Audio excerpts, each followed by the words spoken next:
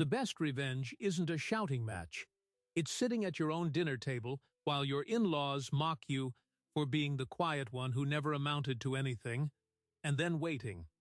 Because the new factory boss they've been praising all night, the one they're certain will hand them a promotion and a golden future, is you. And you haven't said a word. Yet, Raymond had spent years as the son-in-law who never measured up. At his own dinner table, his in-laws praised the mysterious new owner of the factory where they worked, calling him brilliant, powerful, the man of the hour. And then they laughed that someone like Raymond would never even be in the same room as a man like that. They had no idea they were already in that room. The boss they were describing was sitting at the head of the table, listening to every word. And the big promotion his brother-in-law, Dean, was already counting on? The one he'd bragged would be his by next week? The man who would make that decision was quietly passing the salt. My name is Raymond Cole, and for the last 8 years, I've been the guy my in-laws tolerated out of love for my wife. The one they'd describe at parties as quiet, sweet, not exactly ambitious, but he makes Emily happy, so we accept him. I drive a 12-year-old sedan with a coffee stain on the passenger seat that dates back to the Obama administration. I wear plain button-downs from a department store that still has a layaway section. And I work as a mid-level accountant at a firm nobody has ever heard of. At least, that's what they thought I did. The truth was a little more complicated. The Greenville Forge plant sits on the east side of town like a sleeping giant, a sprawling brick and steel complex that once employed over 600 people making precision metal components for heavy machinery. When I first moved here after marrying Emily, that plant was the heartbeat of the city. Her father, Bill, had worked the floor for 31 years. Her mother, Linda, handled the administrative office. Her older brother, Dean, the golden boy, had climbed from line supervisor to assistant production manager, and everyone just assumed he was headed for a corner office someday.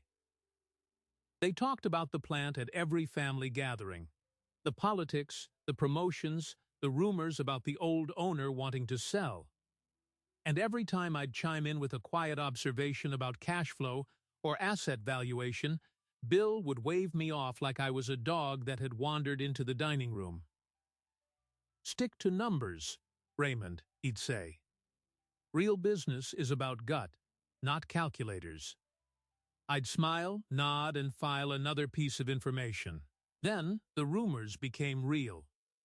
The old owner, Gerald Finch, was retiring and looking for a buyer. The plant was struggling. Margins were thin. The workforce underfunded, and if the wrong buyer came in, they'd strip it for parts and sell the scrap. I watched my in-laws wring their hands about layoffs and outsourcing, never once considering that the quiet man in the living room might actually understand the problem. But I saw the plant as a perfect turnaround opportunity. So I quietly contacted an investment group I'd been advising on the side for years.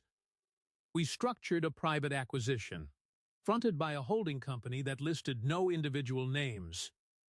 I put up a substantial share of the capital, money I'd saved and invested since I was 22, living like a monk while everyone else thought I was just broke. Within 6 weeks, the deal closed. I owned the factory. And I decided not to tell a soul except my wife. Emily knew. She was the one who looked at me across the kitchen island the morning after the signing and said, "You realize my family will absolutely lose their minds when they find out." I told her I needed to see something first. I needed to see how people operated when they thought nobody important was watching. I wanted to know whether my brother-in-law was really the rising star he claimed to be, or if he was just the loudest voice in a room full of people too afraid to contradict him. So I kept my worn sedan, my accountant job, and my invisible man routine, while quietly receiving weekly reports on factory operations through my management team. And I waited. The dinner was Emily's idea, though she framed it as mine. "You should host the family," she said. "Show them you're making an effort." What she really meant was, they're about to find out anyway, and you might want to see their faces when they realize they've been sitting at your table the whole time. I agreed, partly out of curiosity, partly because I'd never been one to run from a confrontation. The following Sunday, Bill, Linda, and Dean arrived carrying a bottle of cheap wine and the usual condescension. I grilled steaks on the back deck. They settled into my modest dining room, and within 15 minutes, the conversation turned to the only thing they ever wanted to talk about, the mysterious new owner who had saved the plant. "Brilliant man," Bill said, sawing into his ribeye. "Completely anonymous, which tells you he's not in it for the spotlight." "Real leadership." Linda nodded. "We've heard he's got a network of investors behind him. Someone with real vision." Dean, who had already polished off his second beer, leaned back and smirked. "I'm telling you, I've got an in with the guy. The new management knows my work. When they start evaluating for the operations director position, I've got the inside track." He glanced at me and added, "Some people just know how to get noticed, you know? You can't just sit in a cubicle your whole life and expect things to happen." I picked up the salt, sprinkled a little on my potato, and said nothing. If you're still with me, do one quick thing: hit that like button. It helps more people discover stories like this, and honestly, it's the only thing that keeps us going. Thank you genuinely. I listened to them talk for another 45 minutes while they painted a picture of a man who was everything I wasn't: decisive, well-connected, ruthless in business, generous in reward. They had no idea he was sitting 6 feet away, chewing a piece of steak that was getting colder by the minute. Dean's confidence swelled to the point where he started naming names he thought might impress me. A consultant here, a regional manager there. He claimed to have contacts who could whisper his name directly into the new owner's ear. He was, in effect, building a house of cards from hot air, and everyone at the table was clapping. Then Linda turned to me with that practiced, patient smile she reserved for small children and underachieving sons-in-law.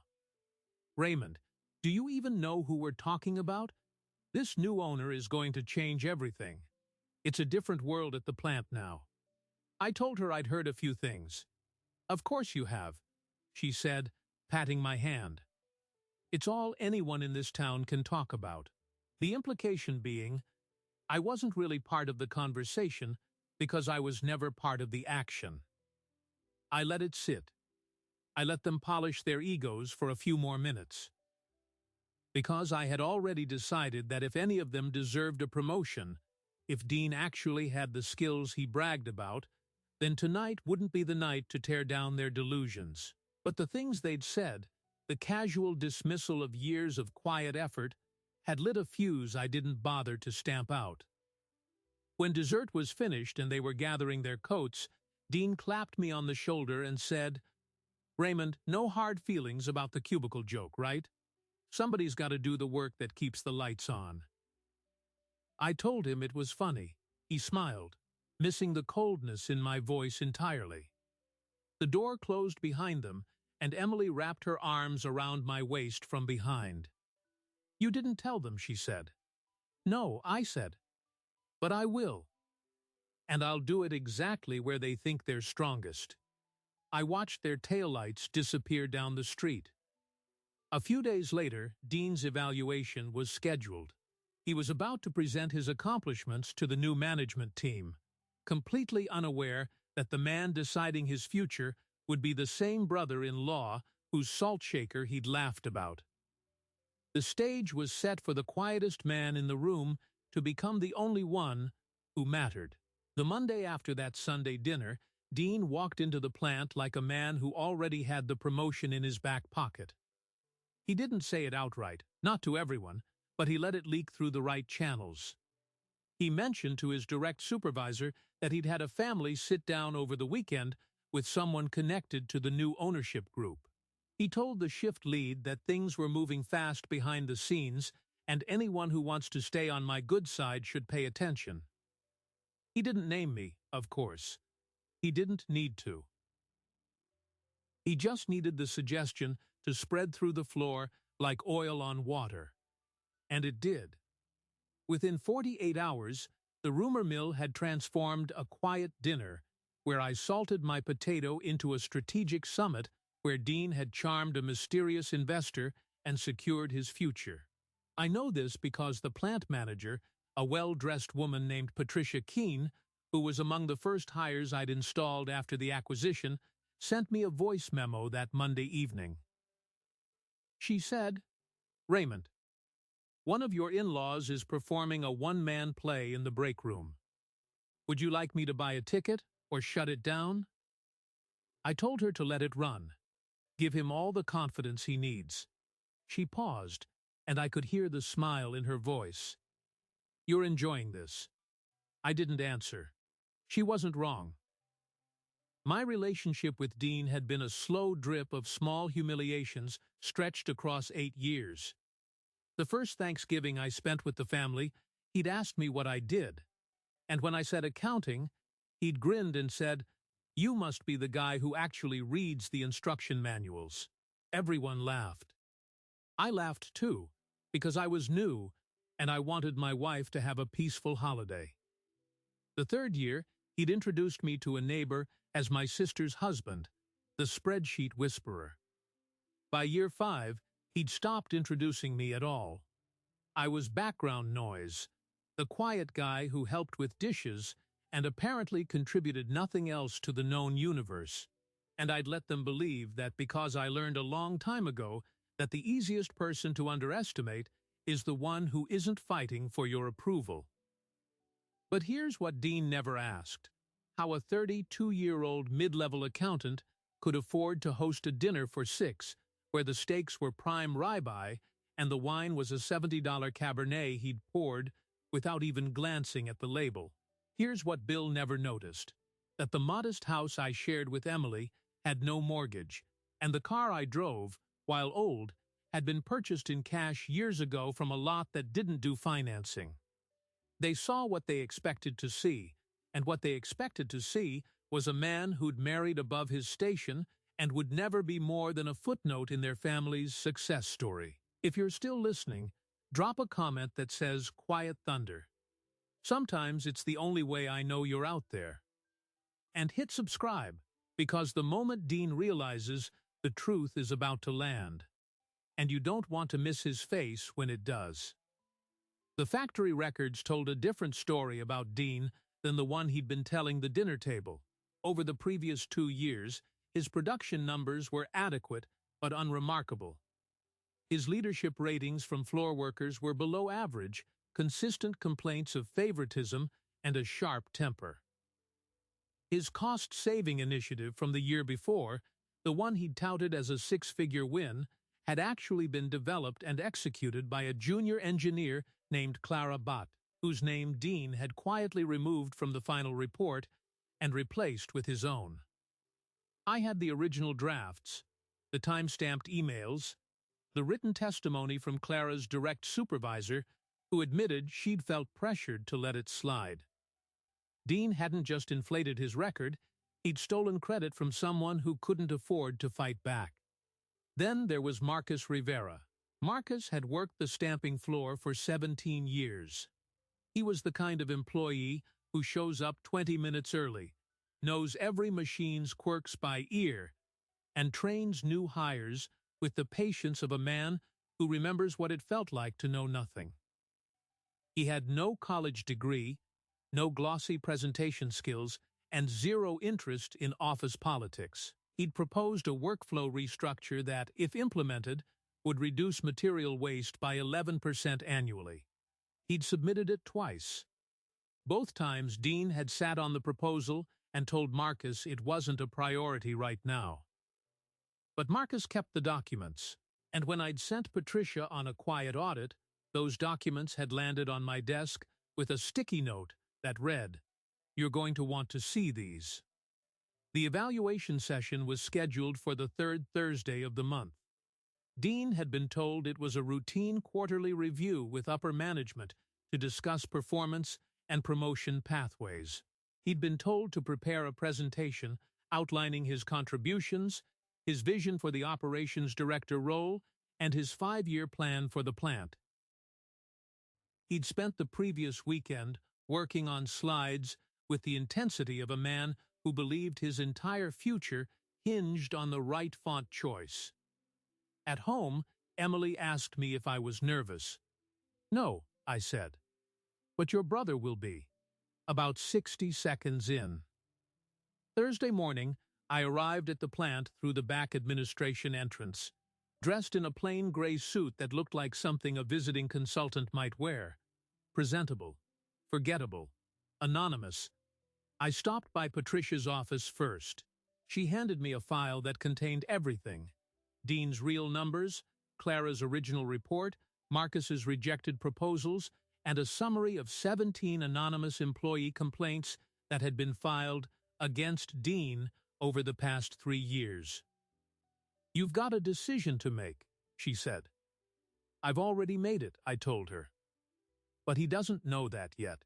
The conference room was on the second floor, a glass-walled box overlooking the main production floor. The machinery hummed below, a constant bass note that vibrated through the soles of your shoes.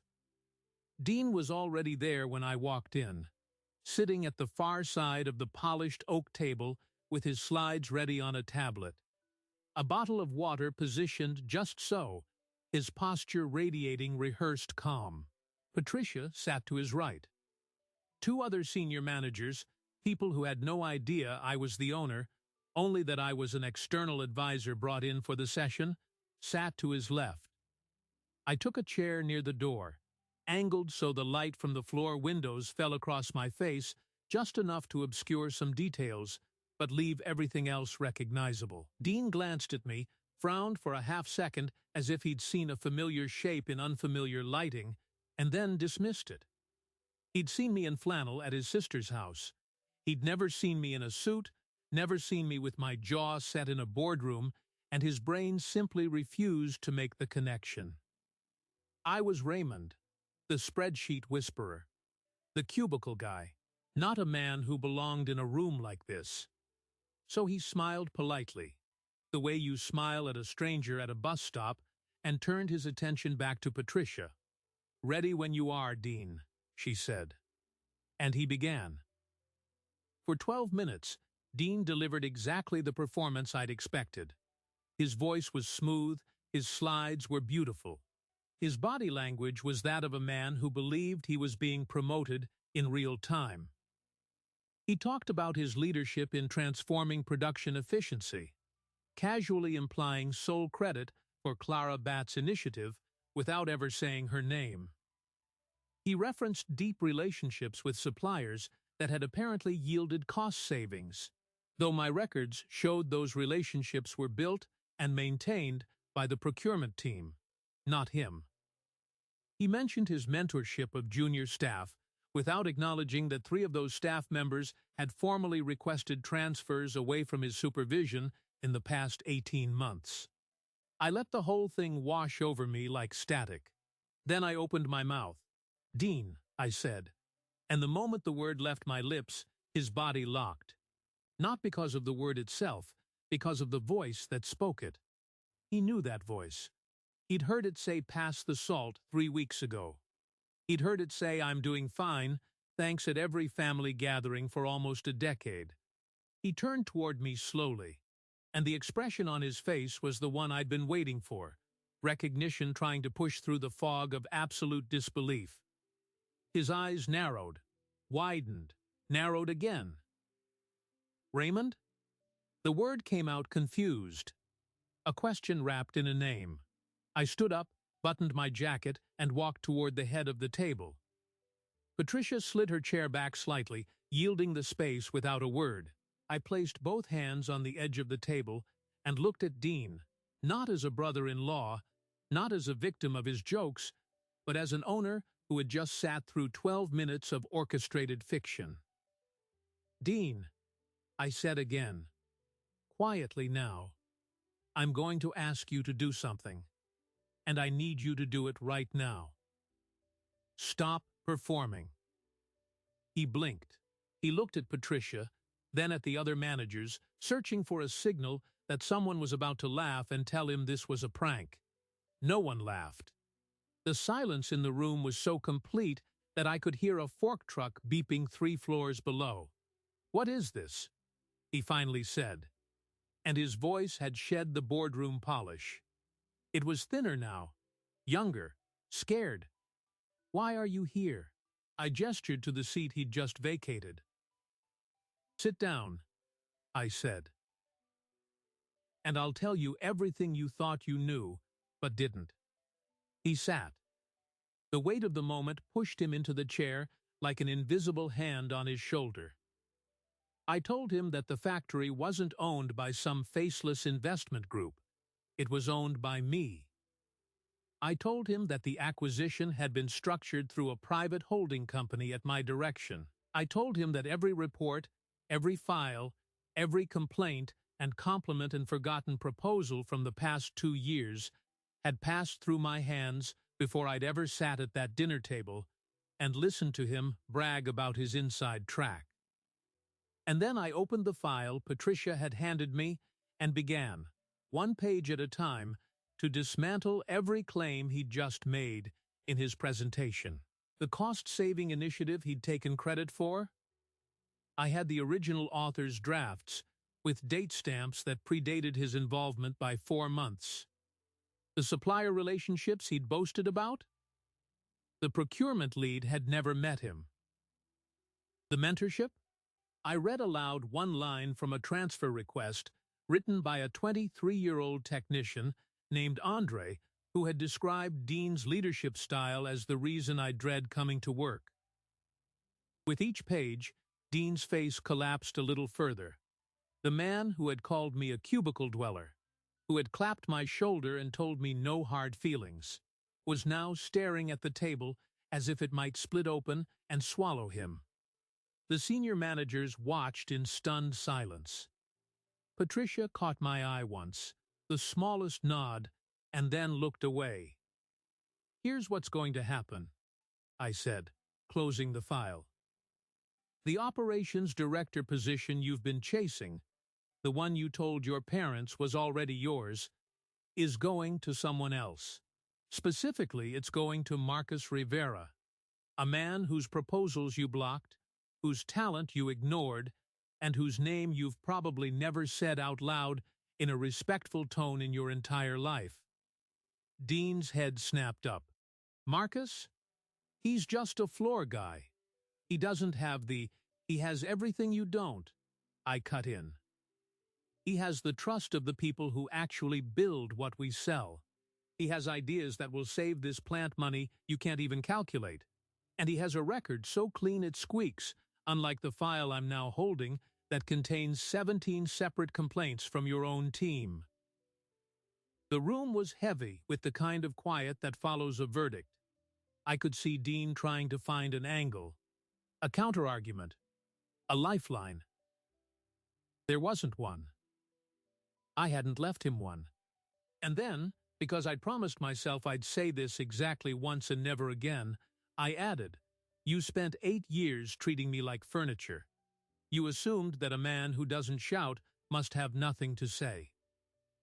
Tonight, you're going to go home and tell your parents that the new boss you've all been praising is the same man whose salt shaker you laughed about.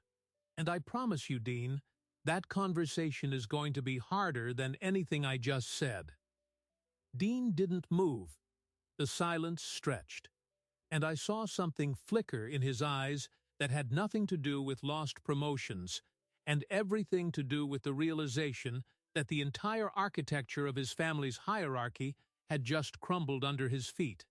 But the story wasn't over yet, because in the hallway outside, someone was already calling Linda and Bill. And they were about to find out that the quiet man they'd dismissed for 8 years wasn't just listening. He had been writing the script the whole time. Dean did not move for a full 30 seconds. He just sat there, the weight of the file pressed into his hands like a stone he'd been handed and couldn't put down. Patricia quietly dismissed the other managers with a look, and they filed out without a word, grateful to be anywhere other than that glass box. It was just the three of us now. Dean, Patricia, and me. The hum of the floor below filled the space. "I want you to understand something," I said, pulling a chair around so I could sit at his level. "I didn't do this to humiliate you. I didn't buy this plant to settle a family grudge over dinner jokes. I bought this plant because 600 families depend on it, and it was a quarter-inch from being sold to a liquidator who'd have scrapped it for parts. You were never the target. You just happened to build your career on a foundation made of other people's work. And I was always going to find that out." Dean's jaw tightened. He wanted to be angry. But the evidence was spread across the table like a map to his own undoing. "Clara Bott," he finally said, his voice scraping. She gave me the proposal to submit. I just streamlined it." "You removed her name," I said. "You presented it to senior management as your own. You accepted a bonus for it. That's not streamlining. That's theft. And if Clara had been less afraid of retaliation, you'd be facing a lot more than a demotion." That word, demotion, hit the room and stayed there. Dean's face cycled through disbelief, rage, and a creeping, hollow acceptance. "You can't do that. I've put years into this place. My father, your father," I interrupted, "is on his way here as we speak." Patricia had sent the message. She'd called Linda and Bill 15 minutes earlier, simply stating that there had been a development at the plant and their presence was required. She'd been deliberately vague, not mentioning my name, not mentioning Dean's predicament. Just enough to get them in the building. I could hear their footsteps now, Linda's quick, anxious heels, Bill's heavy, determined tread. Coming down the second-floor hallway, the door opened.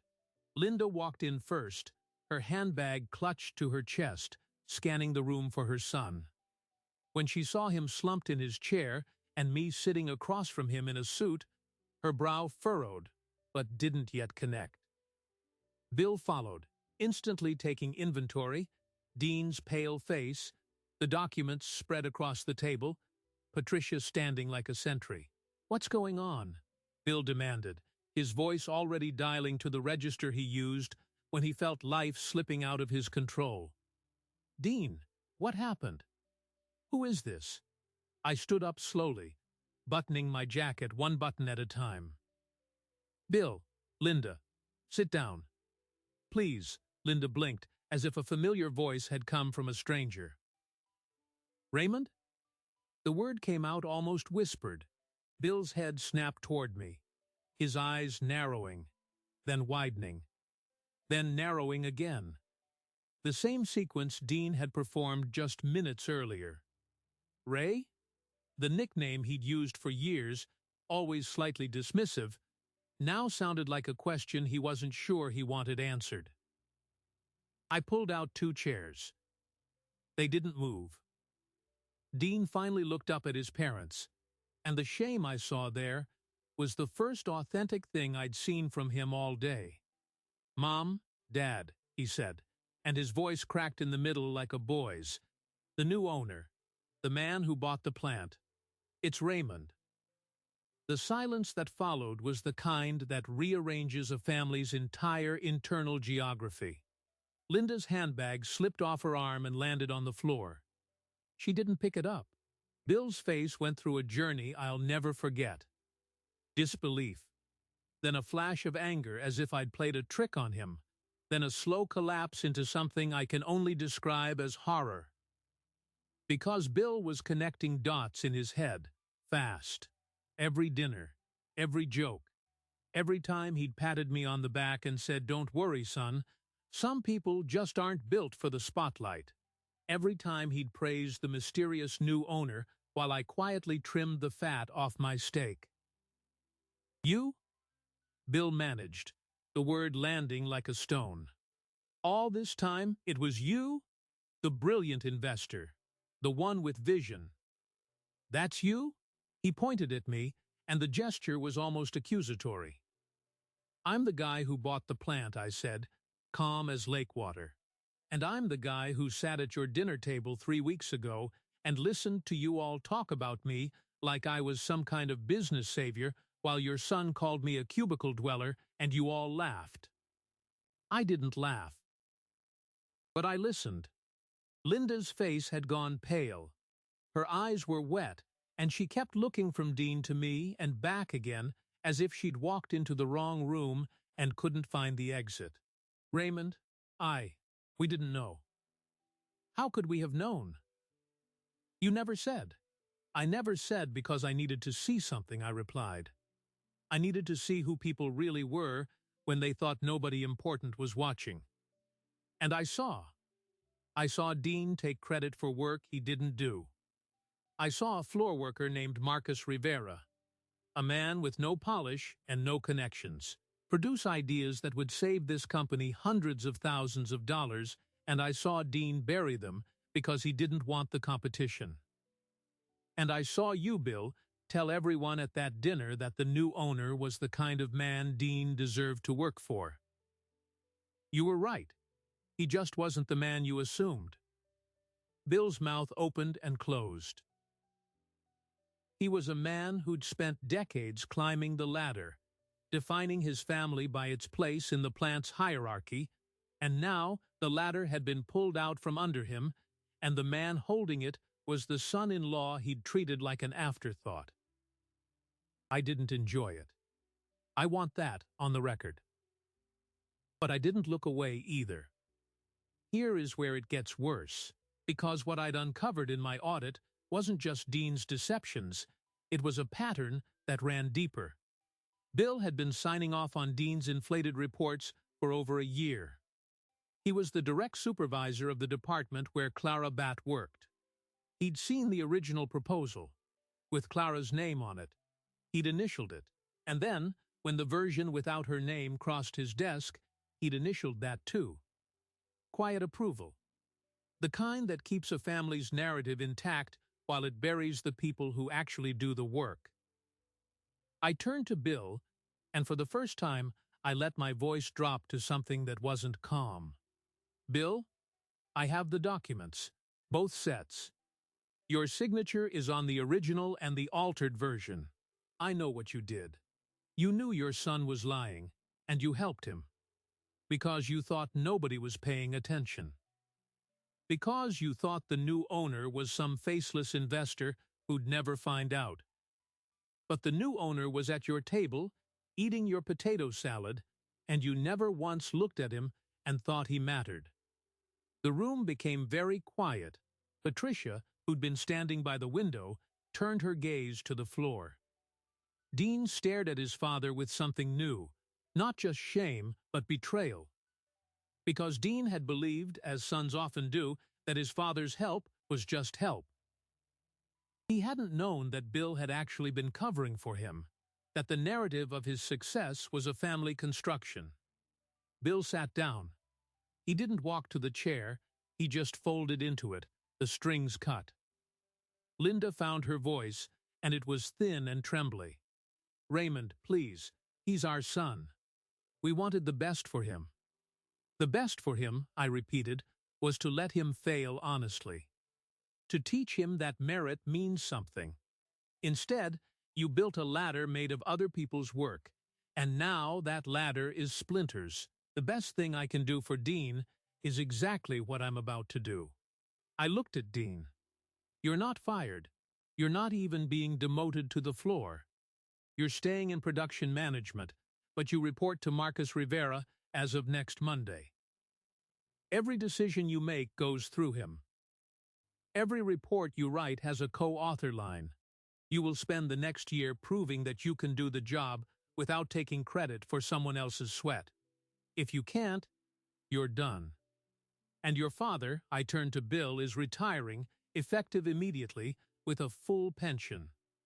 That pension is a gift. because the alternative is a formal investigation into the falsified documents with your signature on them. I don't want that. Your wife doesn't want that. But you need to understand that I'm not negotiating. Bill didn't argue. He didn't try to defend his son or himself.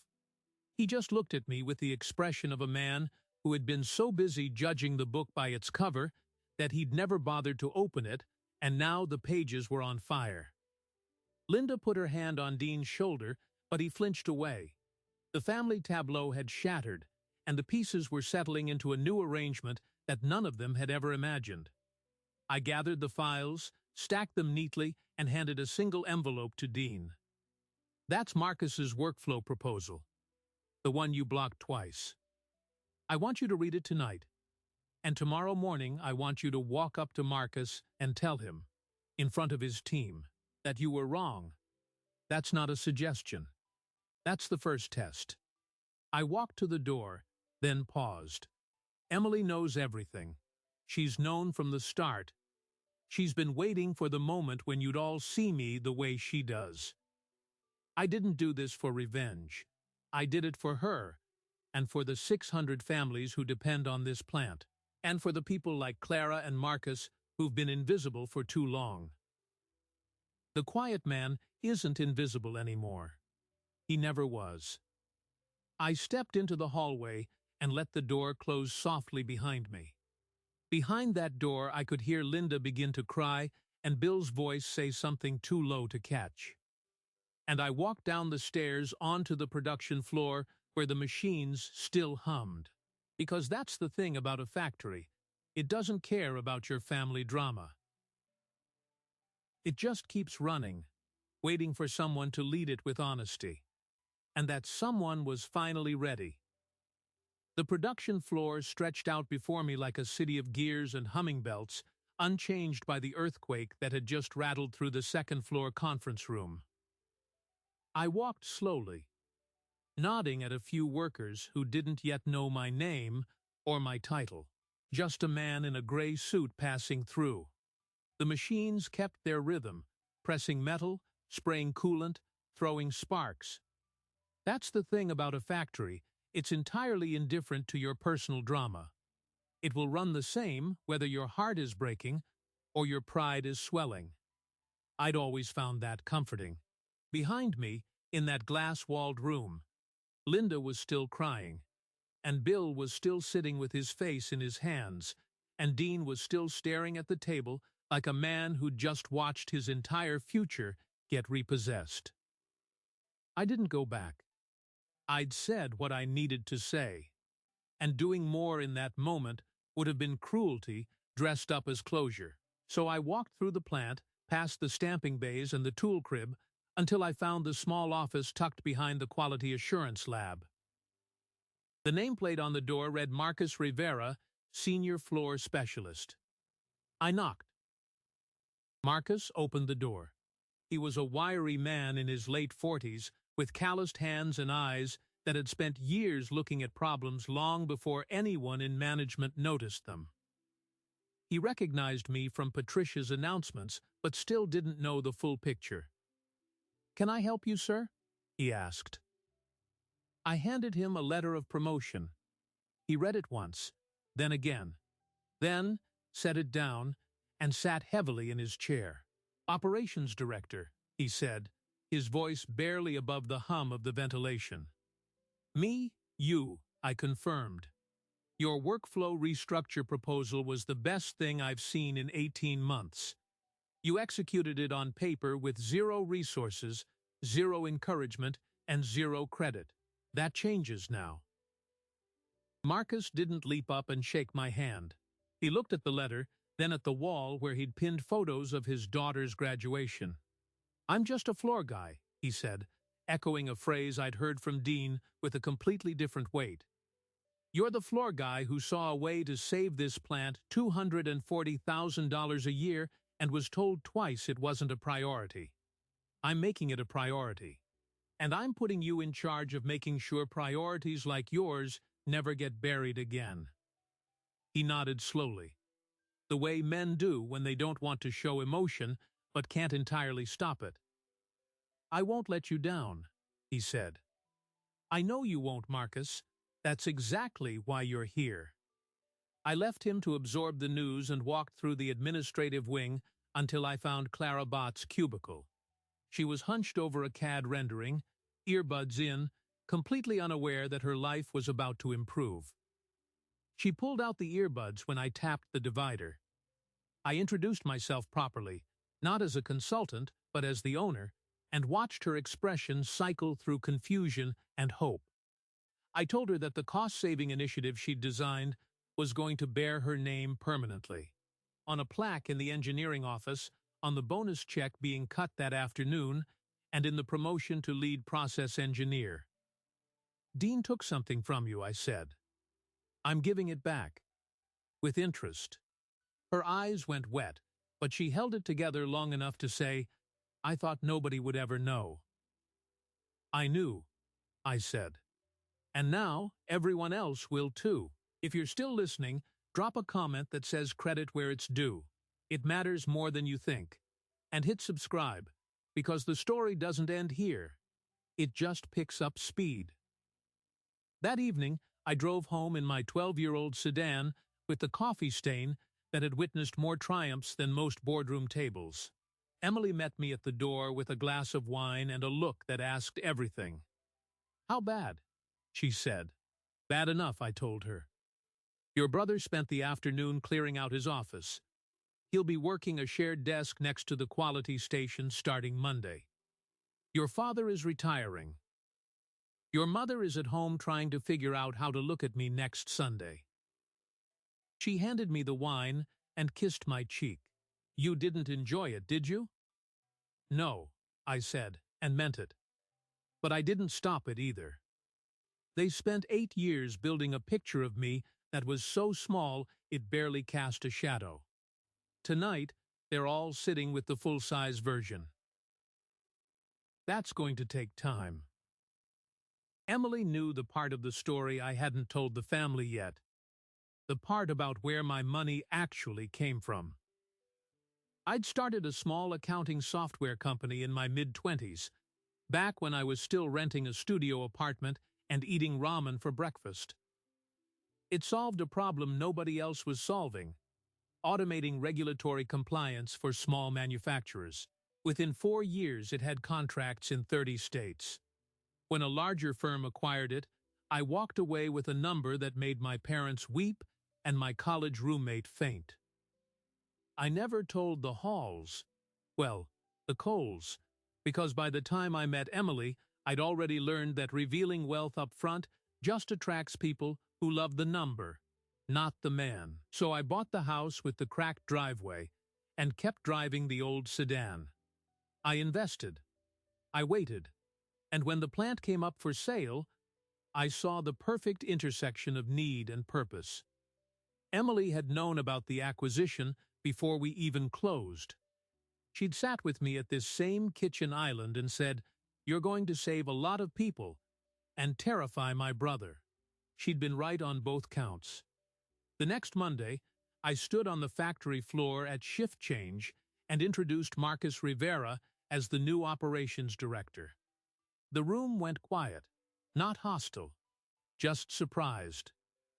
Marcus gave a short speech, humble and direct, and I watched the faces of the workers shift from curiosity to something that looked like relief. When Dean walked in and took his place at a plain desk in the open plan section, I saw a few heads turn, but no one jeered. People had grievances, but they also had work to do. Dean kept his eyes down. At 10 o'clock, as instructed, Dean approached Marcus in the center of the floor, in front of the shift that had heard all the rumors, and said, aloud, "I was wrong about your proposal. It was good work, and I should have supported it." His voice was strained, but he got through it. Marcus nodded. "Thank you," he said, and then, with a grace I hadn't fully prepared for, added, "I'm going to need you on the line redesign.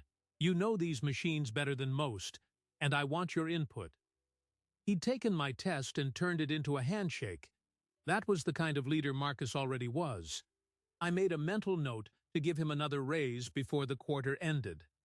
Dean's journey wasn't going to be a clean redemption arc, and I didn't want it to be.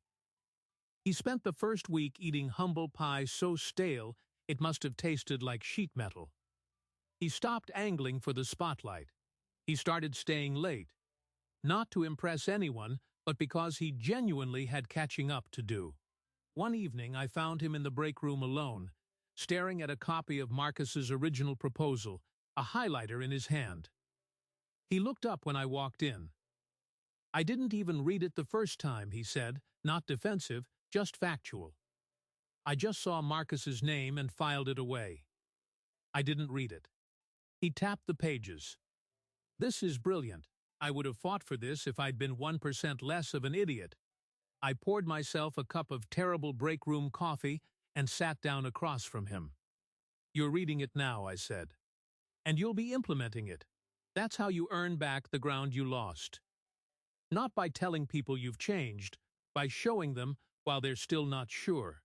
He nodded, and for the first time in 8 years, there was no smirk, no jab, no hard feelings elbow to the ribs. Just a tired man in a room with his own failure and a highlighter. 2 weeks later, Bill and Linda came to the house. Emily let them in, and they sat on the same sofa where they'd once suggested I should consider a more ambitious career path. The conversation was painful and necessary. Bill struggled to find words. Linda found too many.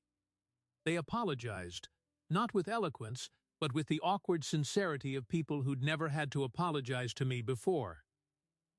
I accepted it, because holding a grudge would have made me smaller than the man they'd originally thought I was. "You're still family," I told them. "But the terms have changed. Respect isn't automatic anymore. It's earned. And I'm watching." They understood. Bill retired quietly, and I made sure his pension was fully intact, not because he deserved it, but because Emily loved her father, and I loved Emily. Linda started baking again, the kind of thing she'd once done only for guests who mattered. She brought over a casserole that Sunday, still too embarrassed to stay for dinner. I thanked her at the door. It was a start. One detail I nearly forgot: the cream-colored envelope. At that dinner 3 weeks earlier, Dean had boasted about his contacts and mentioned a mysterious document he claimed would prove his strategic value. I'd never seen it. Turns out, it was a draft of a pitch he'd written to the previous owner, full of inflated metrics and borrowed ideas, never sent. His mother had found it in his old room and framed it as a sign of his drive. When the truth emerged, she quietly removed it from the mantel and replaced it with a family photo. One where all of us were standing in front of the plant, taken at a company picnic years ago. I noticed the switch 2 weeks later. I didn't comment on it. But I saw it. The plant's numbers began to improve within the first quarter. Marcus's workflow changes reduced material waste by almost 12%. Clara's team landed a new contract with a supplier that saved another $80,000. Even Dean, in his diminished role, contributed to the line redesign and won a grudging nod from men who'd once complained about him behind his back. The factory felt different, lighter, like a machine that had finally been tuned properly instead of just run hard. I started spending more time on the floor, not as an owner, but as a presence. Someone who remembered names and asked about sick kids and fixed the coffee machine when it jammed. I wasn't trying to be a hero. I was just trying to be the opposite of invisible. And here's the quiet truth I didn't fully grasp until that spring. My in-laws' dismissal of me was never really about me. It was about their own fear. Bill had spent his life in a hierarchy that defined men by their job titles. If I was nothing, then his world still made sense. Dean had been raised to believe that volume equaled value. If I was quiet, he could pretend I didn't exist.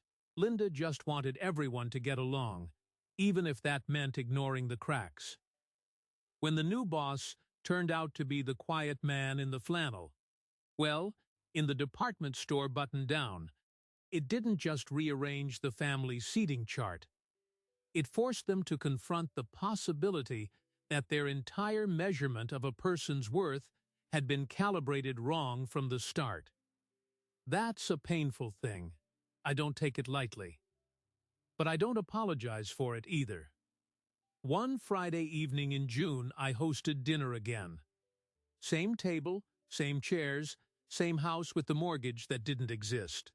Emily cooked. Bill and Linda arrived with a decent bottle of wine, not the cheap stuff. Dean brought a store-bought pie and a quiet version of himself I still wasn't used to. We ate, we talked about the plant's new contract, we even laughed. It was cautious laughter, but it was real. At one point, Linda set down her fork and said, "Raymond, I keep thinking about what I said that night, about you being comfortable. I didn't mean it as a compliment. I'm sorry." I looked at her, nodded, and said I'm still comfortable. But now, so are you, I think. She smiled, and the smile reached her eyes this time. The quiet thunder had rolled through. The factory kept humming. And for the first time since I'd married into this family, I wasn't the man they tolerated. I was the man they couldn't afford to ignore. And I never had to raise my voice. Now, if you've made it this far, you've just witnessed the exact moment a family learned that the person they underestimated was the one holding all the cards. But there's one more piece of this story that doesn't fit neatly into a dinner scene or a factory floor. Something that happened 3 months later that proved the biggest changes aren't the loud ones. They're the ones that happen when no one is watching. And that, my friend, is exactly what I'm about to tell you. 3 months later, something happened that didn't make a boardroom report and never will. I was walking out of the plant late on a Friday, the parking lot almost empty, and I saw Dean sitting in his old truck with the engine off, just staring at the windshield. I almost kept walking, old habits, but something tugged at me, so I tapped the window. He rolled it down, and I saw his eyes were red-rimmed, not from drinking, just from sitting alone with his thoughts too long. He said, "I ruined my own reputation, and I blamed everyone but myself. Even you. Especially you." I didn't say anything for a minute. Then I told him, "You're 20 hours of honest work into a 1,000-hour renovation. If you blame yourself for the wrong building collapsing, you'll never rebuild the right one." He nodded, and I saw the smallest flicker of something I hadn't seen before. Peace, not performance. That was the start of the quietest change in the whole story. No one filmed it. No one clapped. Just 2 men in a parking lot, one finally learning that humility isn't weakness, and the other watching a wall come down that had stood for 30 years. That's the thing about power that isn't loud. It doesn't demand to be seen. It doesn't need to humiliate to win. It simply waits, collects the truth like interest, and reveals itself when the time is exactly right. My in-laws spent 8 years looking straight at me and seeing a blank space. They praised the unknown boss, mocked the quiet son-in-law, and built a whole mythology around a man they'd never even met, while he was sitting at their table passing the bread. The irony isn't lost on me. It still isn't. But the deeper lesson isn't just about hidden identity or sweet revenge. It's about how we assign value to people based on volume, titles, and the shine of their presentation. We dismiss the quiet ones. We assume they have nothing to say. And sometimes, just sometimes, they're the ones holding the pen while the rest of the world is still rehearsing their lines. My name is Raymond Cole, and if this story found you at the right moment, maybe you've been underestimated, maybe you're the quiet one in your own family or workplace, I want you to remember something. You don't have to shout to be heard. You don't have to demand respect to earn it. You just have to keep building, keep watching, and keep your dignity intact. Because the truth has a way of walking through the door eventually, and when it does, you won't need to announce yourself. The room will already know. If you made it all the way here, thank you for listening. That means everything. Leave a comment that says Quiet Thunder if this story resonated with you. I read every single one. And if you haven't already, hit that subscribe button while it's right there. Don't be the 97% who watch and leave without doing it. Your support keeps these stories alive. And if you know someone who's been underestimated, someone with fire they haven't shown yet, send this to them. Tell them the quiet ones are often the most dangerous, in the best possible way. I'll see you in the next story. Stay low, stay watching, and never mistake silence for absence.